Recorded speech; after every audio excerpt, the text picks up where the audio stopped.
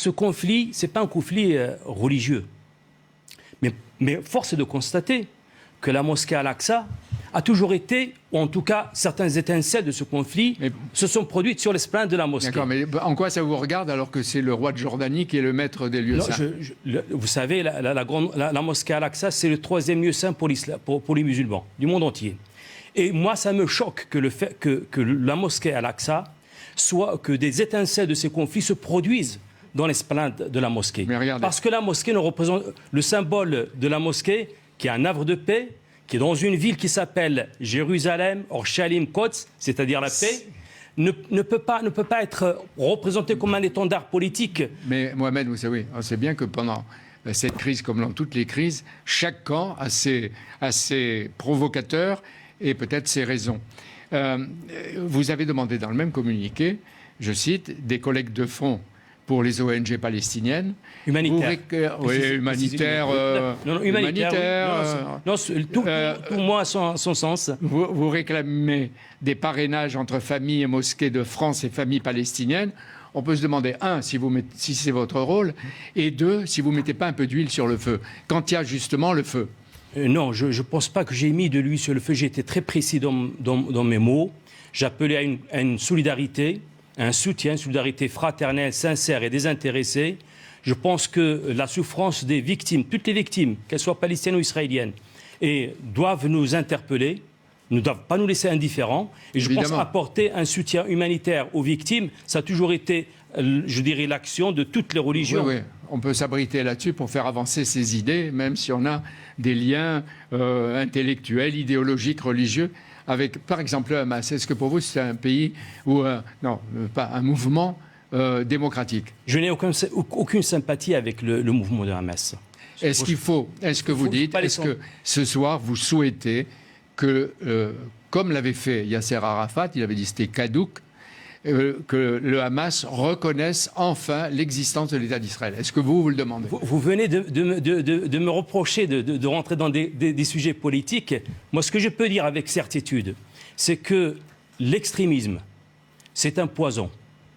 La haine, c'est une déchéance de l'esprit. Mais vous n'avez pas répondu. Mais ça, oui, c'est de la philosophie générale. Non, c'est important. Vous n'avez pas répondu. C'est important parce est-ce que le Hamas devrait reconnaître l'État d'Israël? C'est considéré comme une organisation terroriste. S'il le reconnaissait, il deviendrait peut-être un interlocuteur pour Israël et pour la plupart des pays qu'il condamne. Ce que je demande d'une façon claire, c'est qu'il y ait une solution à deux États dans lesquels les Palestiniens et les Israéliens vivent côte à côte en paix.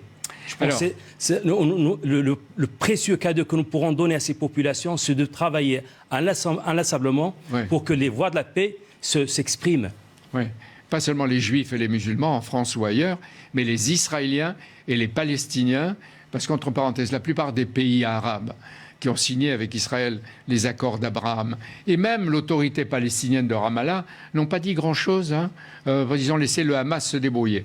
Mais ma question, vous êtes un des 5 rédacteurs et signataires de la charte sur les principes pour un islam de France. Cette charte, qui est historique, elle rejette toute instrumentalisation de l'islam à des fins politiques et elle condamne toute promotion de l'islamisme politique.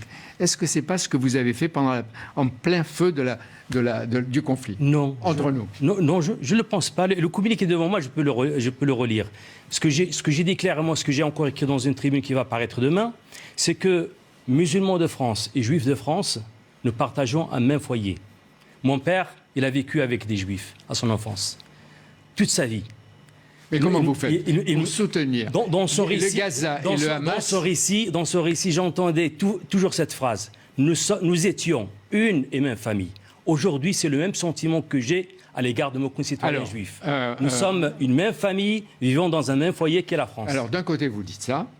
D'un côté, vous dites oui à la laïcité, oui à la loi de la République au-dessus de la loi religieuse, vous dites même oui aux assises, et d'un autre côté, vous vous servez de la religion et des engagements politiques.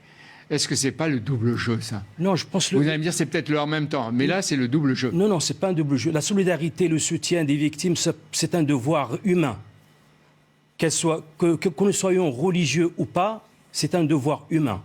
Et je pense travailler pour retrouver les voies de la paix, c'est notre vocation en tant que religion. C'est la vocation, et c'est ce que dit souvent le roi du Maroc, Mohamed VI, qui pratique, le Maroc, un islam ouvert, respectueux de la culture et de la pensée juive, des citoyens juifs, etc. Mais vous avez l'air d'être en contradiction avec la stratégie. Est-ce que vous dites, est-ce que c'est la stratégie du roi, Mohamed VI, ou la vôtre? Je ne vois pas ce parallèle. Il y en a un qui lutte contre l'islamisme politique et l'islamisme radical, c'est lui. Et un autre qui a un jeu qui n'est pas clair. Écoutez, la charte des principes de l'islam de France, c'est celui qui est devant vous qui a rédigé l'essentiel de cette charte. Mais pourquoi vous vous en éloignez? Je ne suis pas éloigné d'un seul iota. D'un iota de cette charte. Je suis resté dans la charte, mais par contre, on ne peut pas obliger un homme de religion que je suis de rester insensible aux souffrances des victimes. Donc vous voyez qu'il y a une dimension